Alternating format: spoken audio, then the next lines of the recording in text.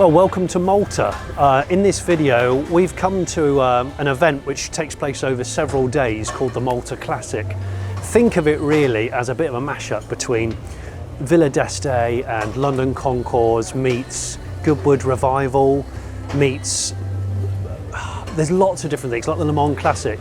One of the days is Hillclimb, the next day is a style and elegance static car show here, and then the next couple of days is actually a street Grand Prix, all in historic cars from the Isle of Malta. So join me as I have a little bit of a look. I've never been to the island before, and I'm really interested in the car scene, right-hand drive cars, just like in the UK predominantly. I'm Jonny Smith, and of course this is the Late Break Show.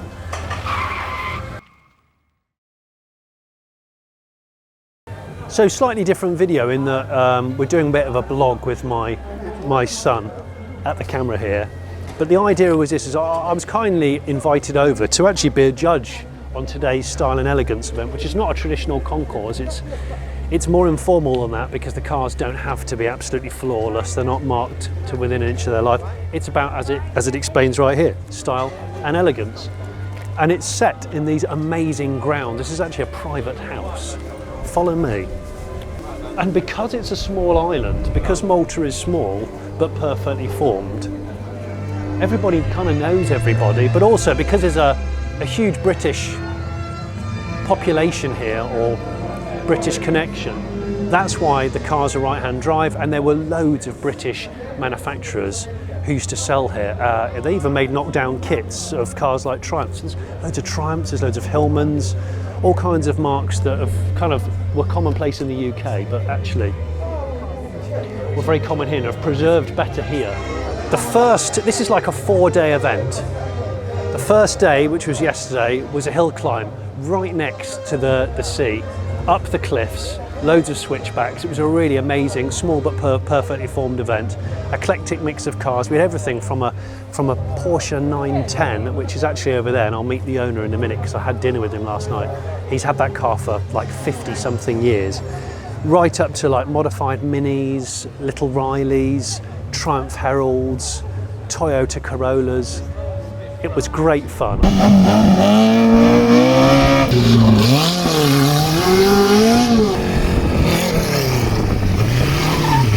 Now what I like about what they've done with the Style and Elegance here, we'll just come away from the speaker, is that there's no real rules for what type of cars are here, or motorcycles, because there are motorcycles as well.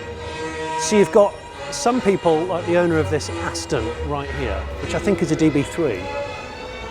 I mean, you want to look at the bodywork on it. This car has been driven to this event from Bath in England, where my podcast partner lives, Rich Porter.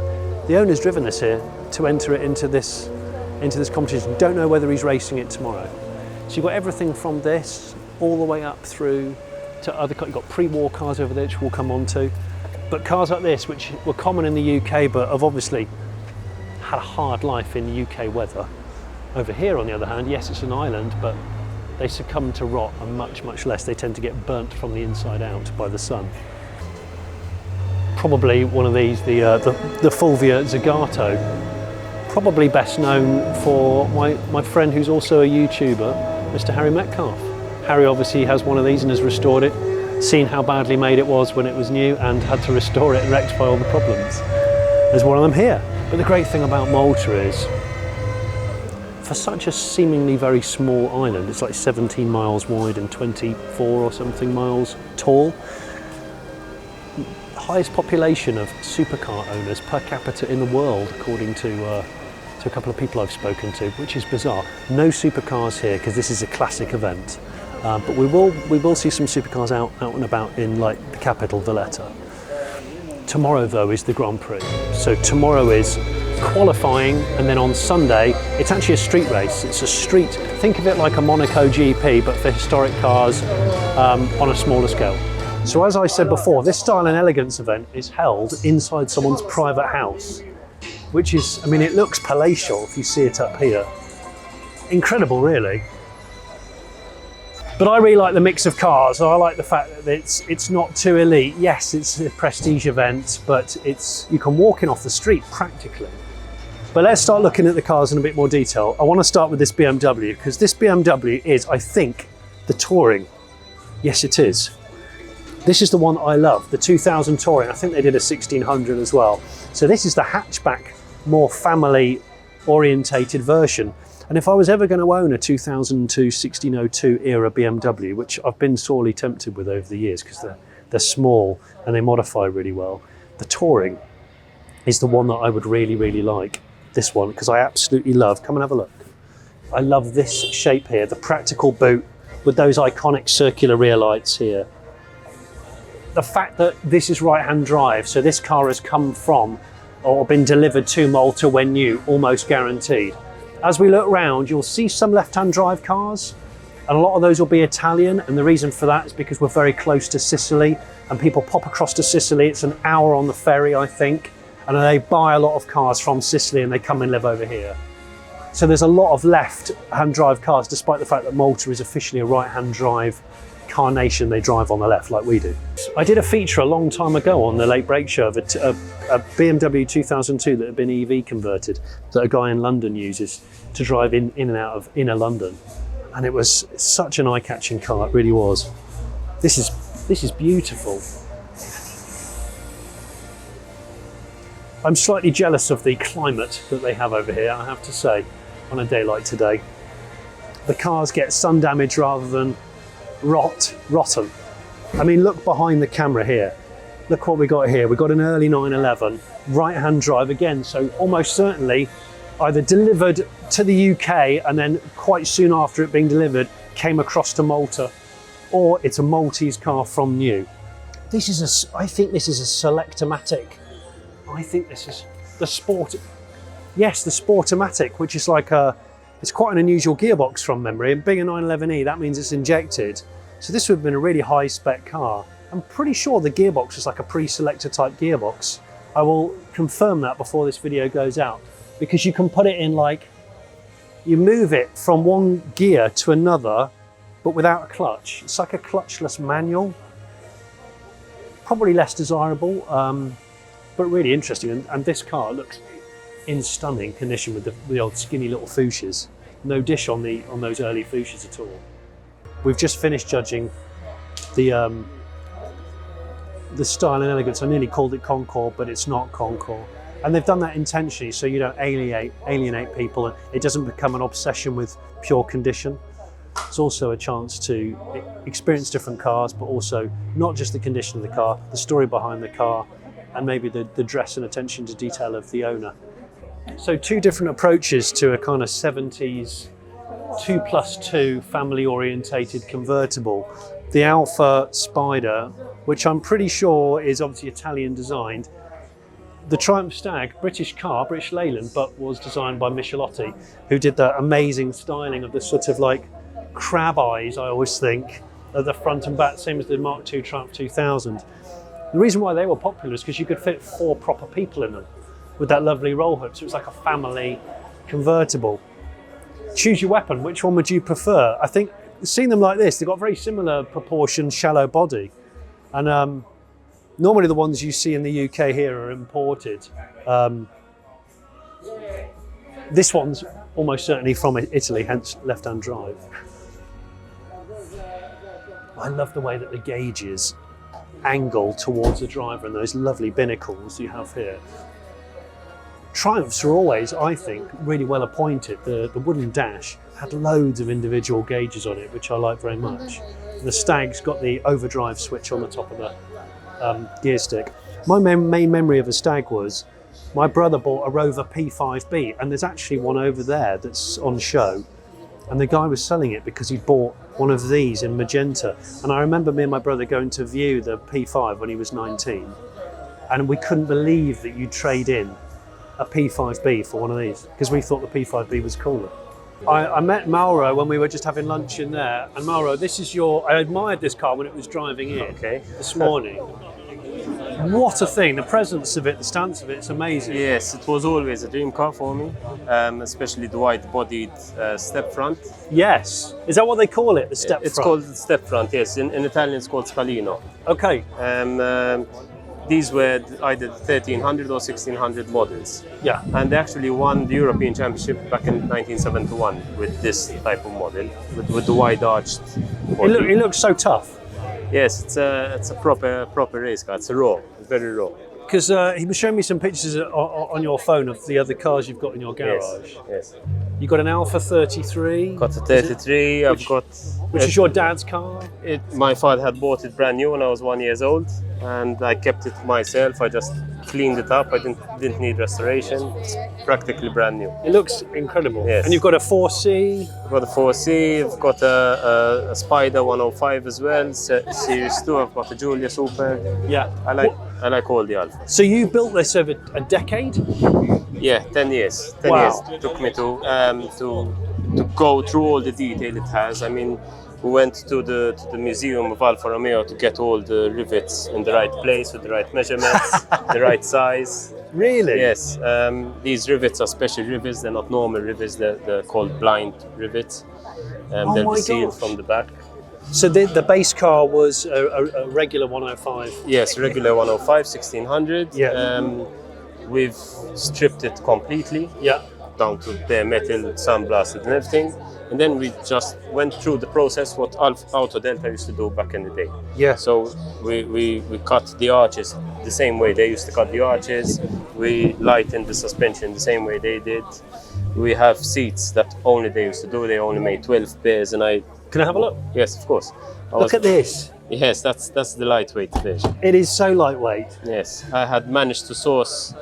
Oh These my seats God. were sourced from all over the world. I had the shells made in California for me, the upholstery in Germany, the metalwork in Malta, just to have the proper seat of these wide-bodied GTs. This is obsession, right? Because Yes, I mean, look at the body, look at the condition, yes, the paintwork on the everything floor, is on the floors. polished, everything is lightweight, but period correct.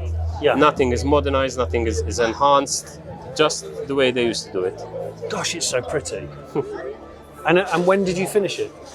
2 days ago. 2 days. Oh, 2 right. days ago, So you yes, just yes. finished it. The organizer told me, you're invited to this event, make sure you finish it, around 3 months ago. And I was like, all right, after 10 years, I'm shy that I keep telling people it's not ready, so I had to push the last bit. Maro, I can relate to this. This year I will have had a car 20 years that I still have never finished or even started the engine on, so don't feel too bad. Look at this. Yes, we tried to get all the details right, down to the tires. Something that is missed commonly with restorations are tires. Yeah. People just use modern tires. Yeah, while it doesn't work. It doesn't work. While the tread is a classic racing tread. Dunlop Racing, like a block tread. Yeah, they're the S type. Funnily enough, once the Ferrari parked just next to us, it has the same tires, so it made it more worth it to have Ferrari Dino. Do you know what? This can hold its own next to that. They're both incredible looking cars. They're both period legends, I would say, because this is a European champion, Yeah. the proper car, and Ferrari is always Ferrari. I mean, you could just sit in the paddock and it's still a legend. I was quite taken by this morning.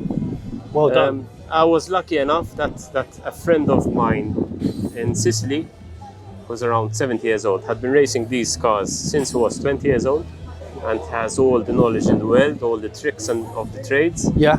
And he also had period racing parts that Auto Delta had furnished him with.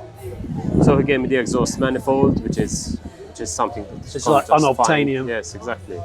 Original GTA Webbers with the trumpets, radiator, oil cooler, the whole lot. So this is a road car, but it's built as a race car if you wanted to go it has racing. a Nanny gearbox, which the GTA used to have. It's like a straight cut gearbox. Yeah. Limited slip. It's a high compression engine.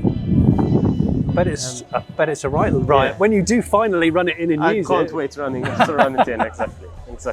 Thank you. I used to race one of these, a similar car, but a GT, and they're fantastic on the limit. Yeah. The moment you're scared of the car, you feel a bit weary, but the moment you push it, it all makes sense. Yeah. These two Jags here are an interesting reflection on the fact that a lot of Maltese people keep their cars a long time. These two cars have been in the same family from new. They're still used. So Jag there, I think it's a Mark 1, but it might be a Mark 2. And then the 420G, a personal favourite Jag of mine. And these cars have been restored partially over time. That one's had an interior restoration partly. and a few bits along the way. This car was restored a while ago. But what I love on seeing on here is, like I said, there's such an abundance of British cars. There's more Roots Group and Triumph cars than I've seen in years in the UK, from the competition ones in the Hillclimb that I saw yesterday, here at the Style and Elegance, and I think it's great. Love these. This one's a manual overdrive as well, which, you know, you probably already know the story of the Mark 10 Jag, the widest British car ever made for its time. Jag made it predominantly for the American market, but kind of missed the point because Americans didn't like it because it was too un-European, and they bought Jags because they liked the fact they were European. They bring out this huge, you know, fuselage-looking Mark 10, and people are like, I don't know, but I still think it carries so much style to it. And I know that my friend Ian Callum agrees. We've talked about resto modding one of these for years. And if you look inside, there, look. So the original interior has been sympathetically restuffed in a few places, but crucially, it's got a manual gearbox. And I love that kind of bulbous body to it. I think it looks fantastic.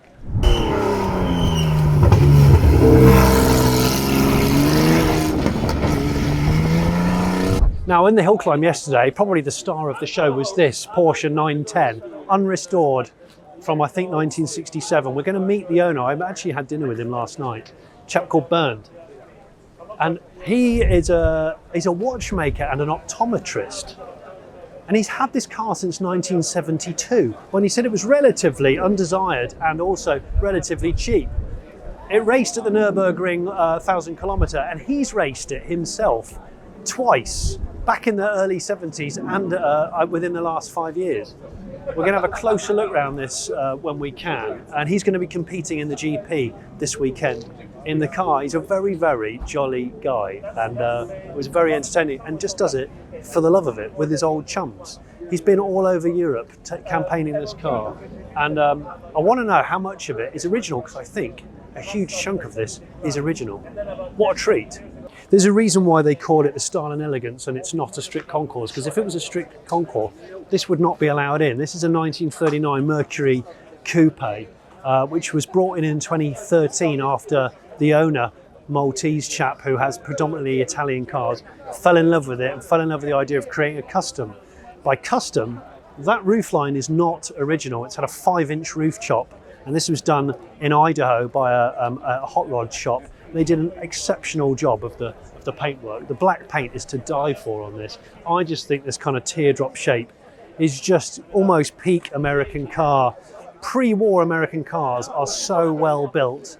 For a mass-produced car, it feels very, very special indeed.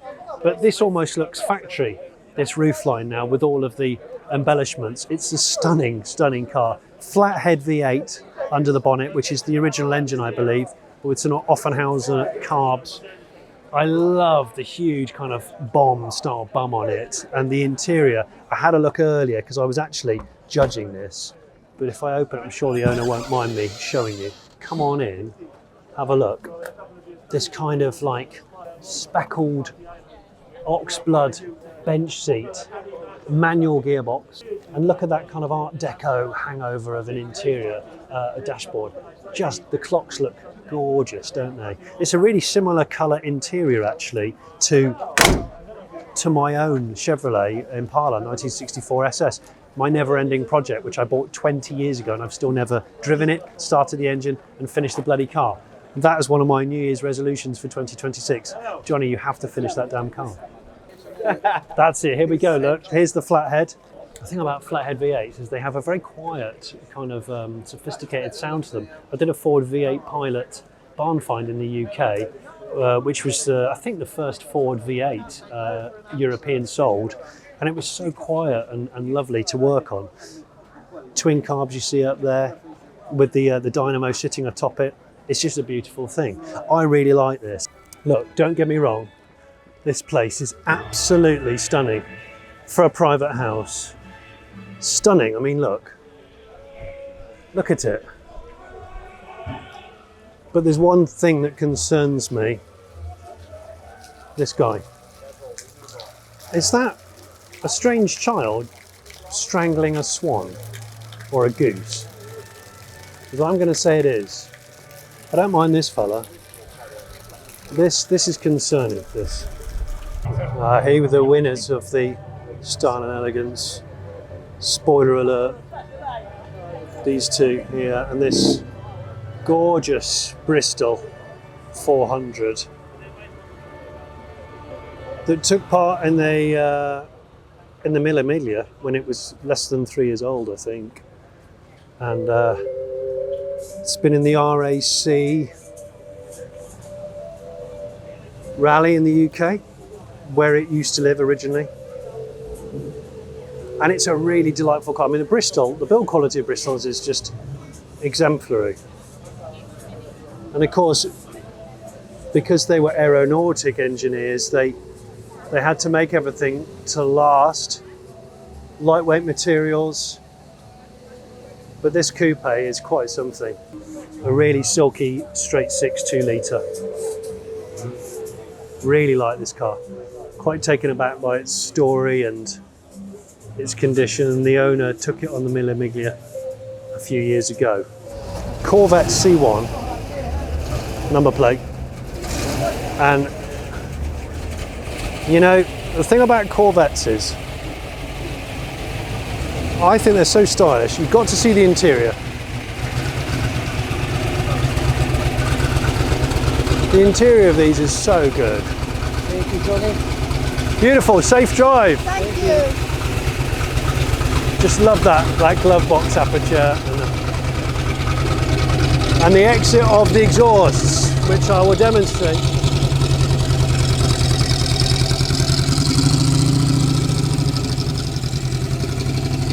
If you don't think that's a stylish car, then I think you're dead inside. I think it's a beautiful, look at those tail lights.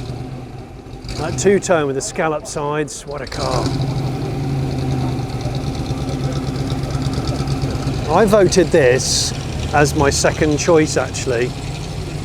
This is a lovely Mercedes 170 saloon, and originally came from Croatia, and the couple who own it bought it from the original owner, who'd had it in Croatia for many, many years, many decades, and restored it over here.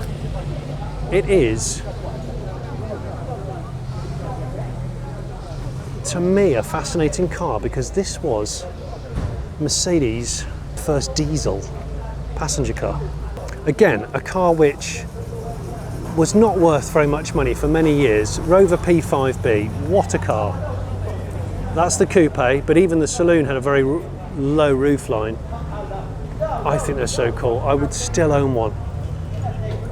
Anyway, back to the 170 Mercedes. So a diesel, OM636. I think it's a 1.7 or 1.8 four-cylinder diesel. You'd never look at this and think it was a diesel engine, but of course the Germans invented diesels. And the quality of the renovation of this, the engine's never been opened, numbers matching, but the exterior was repainted and rebuilt. And that's a Jag, I think it's an XK120. The profile of a 120 is one of the prettiest. And no doubt helped by the setting. I mean, this place is just so beautiful. It really is. Look at those rear wheel spats. That chap's name is Roy. He's just won 3 awards. Cold start alert, can you hear it? It's not this Lea Francis, which is a very rare car, I think one of 77 ever made. 2.5 litre. It's a great car. Take care. And listen to the old Merc diesel.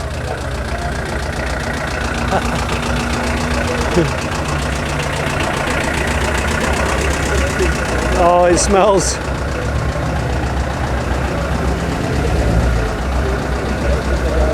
You would never look at a colour that and think it was a diesel, right? I love the glass house. In fact, I love the rear end. If you could smell this shot now, it would be, it's quite cold starty. And those Ansa tailpipes are firing straight at me.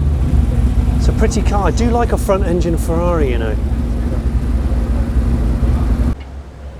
This Bentley was restored in 2006, so I think it's getting on for 20 years, resto. It's been in Malta for a decade and it gets used every 2 weeks. It's been in a museum, but it gets frequently used. I mean, they've got the climate for it, let's face it. There goes the Ferrari. I just wanted to capture that.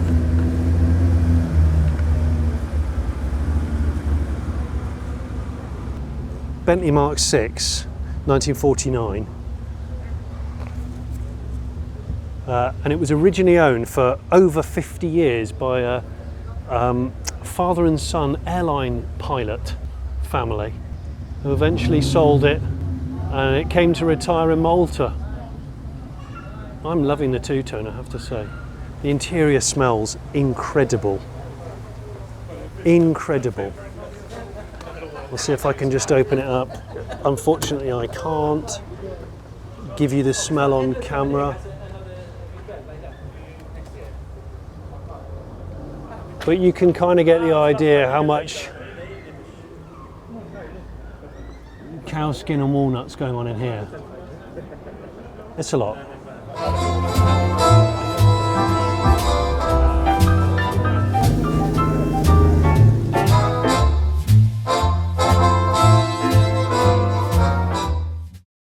So this is day 3 of the Malta Classic 4-day event, and this is the Street Grand Prix day, held in the ancient citadel, the walled city of Mdina, which is what we're in right now, because the pits for the GP are down here. Come and have a look. So a lot of the cars are pitted down here, and the roads are closed strategically around the event, which we'll show you in a bit.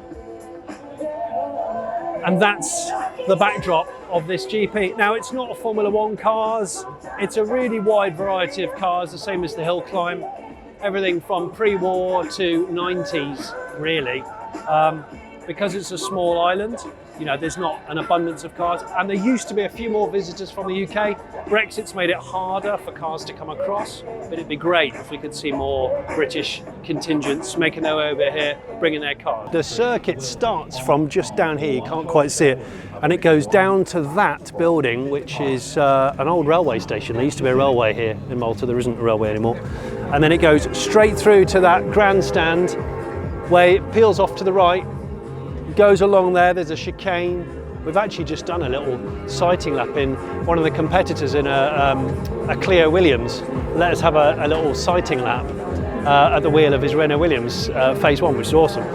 And then it will bring you back up here, and there's a combination of really tight technical twisty bits, which is good for hot hatches and minis. There's lots of minis because they were made on Malta. And then it brings you back here, so going to be really interesting to see. We get a good vista from up here.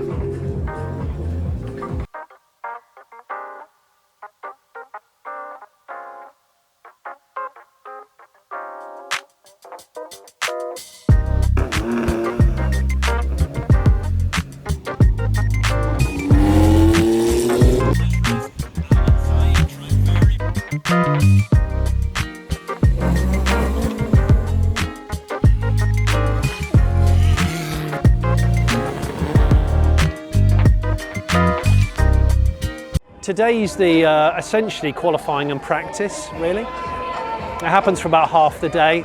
Tomorrow's the main event. Obviously, because they've closed the roads, it creates a bit more traffic on the island. And they get a lot of competitors from Italy, because of course, Italy's a short ferry ride away, or the south is. That, I believe, is the car that won the Hillclimb. That Mini, which has got a twin cam head on it. And the carbs sticking out of the front of it. It's funny, isn't it? You don't really take much notice of a lot of cars sometimes, and then something triggers it. And since I've been here, because of the affiliation with Triumphs and Roots Group cars, just suddenly started to look at more and more Triumphs. These two guys on the Hillclimb are really impressive, especially that kind of speedster Vitesse there. I think it's a Vitesse. Yeah. No one's running slicks from what I can see. Actually, that is running slicks, but most of them are running cut slicks of some sort.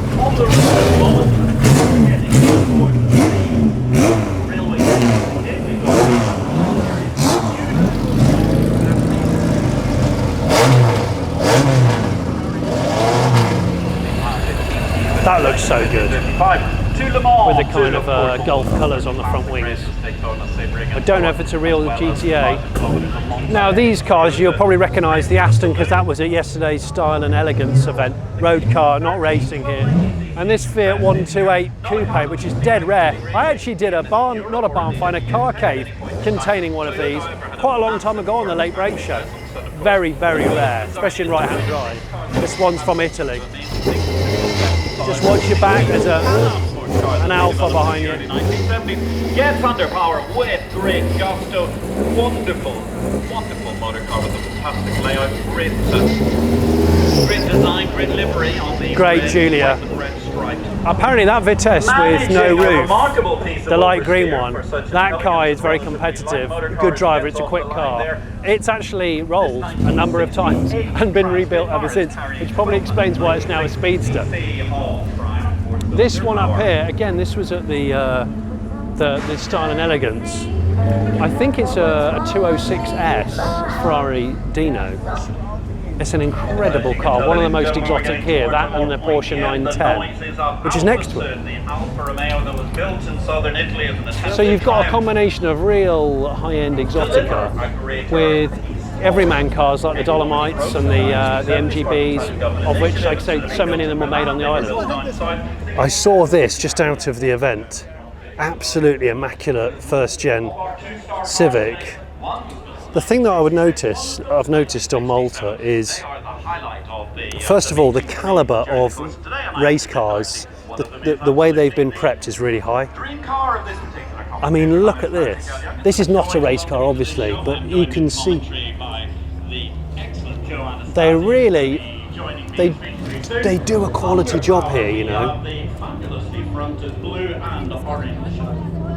It's great to see. See if I can get a look inside. I love the early Civics. This thing looks great. This is a pre-facelift, I think, because it's got the little indicators on the top.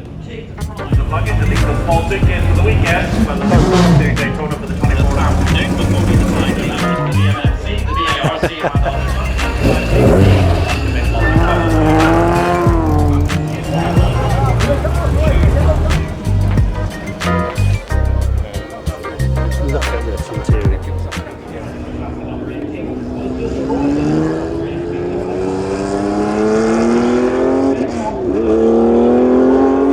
Listen to that. So it's race day, and we're probably midway through the day actually. The main race has been, it ended up with a restart, and sadly it ended up with a bit of an accident. That lovely Hillclimb Mini that I think qualified first in class went for a last minute undertake and ended up hitting the bales. I need to find it actually to see how badly damaged it is, but the guy was pushing maximum attack. There's been some other cars which weren't here yesterday and I wanted to come and take a look. That Turbo 2 Renault, which is amazing condition. This Beetle, which I don't know what it's running, but it was fast. And I want to see if it's still air-cooled flat 4 or not. It's got a dry sump system, so let's have a look. It's air-cooled, fuel-injected, supercharged. Yes. Fantastic. Did you build it yourself? Yes. So what's the supercharger? It's out of Toyota MR2, the first model, the one with the pop-up headlight. Yeah. That's So first gen MR2 supercharger, which is probably quite rare now. yes. And you've got extra fans here. Because we removed the original doghouse and fan. Yeah. Because we needed to put this one, Yeah. the supercharger, and so we made. It's quick. Yeah. What kind of power? It gave us about 225 brake horsepower. That much? Yeah. So that's a 2 litre? 2 litre, yes. Yeah. Type 1? Yes. Still original block. That's Yes. bloody quick. And about 230 torque. Really? I see you running on slicks too. Yes, yes. Yeah, I was really impressed. I thought I must have a Subaru engine in it, but it doesn't. So this chap has his own YouTube channel called Dingley. I'll put it on the screen now. Obviously very handy with the spanners, it seems, to get over 200 horsepower from this. Wow. But mostly does hill climbs. So I've just been chatting to the Beetle owner. These guys are involved in hill climb. They were actually, they're hill climbing next weekend. Unfortunately, I won't be here next weekend. And there's a lot of hill climbs in Malta, so I guess it makes sense. Small island, lots of little switchbacks. So these have all been, they're all running slicks as well actually. But I was especially interested to see the Fiesta. The Fiesta was really vocal. But I love privateer racing. I love seeing what people do to kind of evolve their cars. Sometimes on a budget, sometimes the car stays in the family for ages and they just keep moving things along, and that's what I really appreciate. So Bernd, we had dinner the other night, which is really fun, really good fun. Yeah, that's right. You're a jolly man. Thank you. Thanks for the flowers. You've just won your event. It was not a real race. Like an exhibition race? Yeah. It was very good, very much fun. Good fun. Yeah. Well, it's amazing to see this and the and the Ferrari together. Yeah. So you've owned this car since '72. That's right. Yeah. And you, when we were talking over dinner, you said, well, when I bought it, it was a 5-year-old Yes. damaged race car. No, that's not really right. It's nearly correct. The first owner was Ben Pon, this Dutch Porsche dealer. Who invented the VW Type 2? Or imported it? 1967 or 8, I don't know. Yeah. And then he crashed it. He drove with Gies van Lennep, the 500 Boak in England, and he crashed it in Brands Hatch in the first race. So he bought another one, and this one got the same chassis number to save the tax and the customs. Right. Dutch was foreign country. Yeah. Right. And this one bought Bill Bradley, a British guy, and in Stuttgart it would be made like new. Yeah. And then he sold it to Paul Westy, and he had a crash with it again, not very serious. And Paul Westy is a very wealthy banker in London. Then the car was again made like new, and then his wife got pregnant, and she said either or, and then he made the wrong decision. He sold the car. So here I am thinking that because obviously it's wearing all of its kind of racing battle scars, which is why so many people want to take a picture of it and talk about it. Yeah. So you haven't restored it since you've owned it. No restoring. You just kept it, and you've raced it all this time. Yeah. Wow. And what's it like to drive? It is fantastic because it's a light car. Yeah. It's powerful. Yeah. The brakes are very well because you have to carry not a lot of weight. It's fun. Yeah. Especially in the rain with the good tires. Is it good in the rain? Yeah. Because I would have thought it'd be terrifying in the rain. No, wonderful. Is it? Yeah. And so then for people that aren't so sure about the 910, this predates the 917 by 3 years, 4 years? Then 64, it was a 904. Yeah. 66, it was a 906 or Carrera 6. 67, it was a 910. Yeah. And they made it with a 2-liter with a 6-cylinder engine, also with an 8-cylinder engine, and also with a 2.2-liter 8-cylinder. And what's this one, the 2-litre?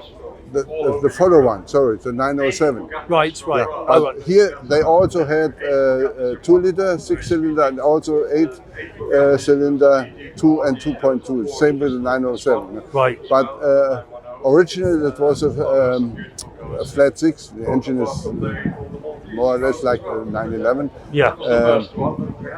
Everything is different. You have titanium rods, you have a crankcase out of electron and so on. You have guillotine for the sliding and so on. But basically the engine is the same, like 911 from the dimensions. Yeah. So although it's a cheaper engine than a flat 8, it's still very, very difficult to probably source parts for, or you have to make parts for it? No, it's difficult, but not very. Okay. And the good thing is it's a Porsche. I don't remember when I last made the engine over. It's 25 years ago or something. Really? Yeah. And you've got you come and do this with your friends. Yes. It's great. So it's not about the winning or anything like that. It's about the taking part, and it's so good to see. You and I forget the chap's name with the Ferrari. Egon Hofer, yeah. Egon, that's right. Just getting out there and bringing a car like this. So I think for a lot of us, this is the star. This thing sounds amazing. So thanks for your time. Yeah. Really appreciate your time. Just a word to say.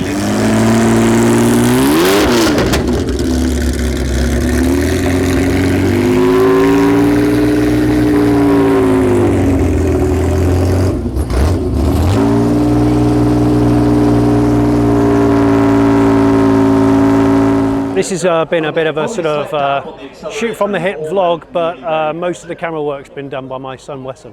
So I want to say a massive thank you to him. And do you know what? I'm going to shut up and just do a montage of little vids as I walk around the pits, because that's probably more interesting than me talking. For lunchtime, great conversation. The reason why this car looks so epic. The loop of part of the shooting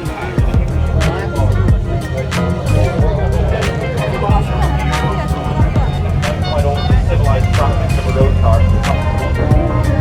Back to Alex. Let's salute a fabulous winner today. What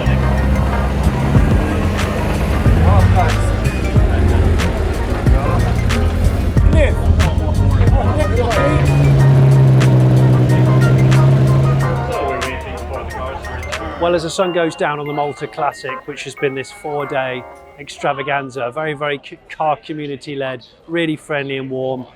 Yes, competitive in places, but it's just small but perfectly formed. Hillclimb first, then the Style and Elegance Static Show, and then this, the 2-day street race GP with all manner of different derivatives of cars. I've really, really enjoyed myself. I know this is not going to be the last time I come to Malta. In fact, I've been tipped off about numerous barn finds and car caves, so I'm going to be back. But I'm going to be back with a videographer. I want to say a massive thank you to my son behind the camera, Wesson, who's been helping me out making this little video that we've done. Hope you've enjoyed it. And if you haven't already subscribed to the Late Break Show, I would love you to subscribe. And if you're watching this from Malta, thanks for making us feel so damn welcome.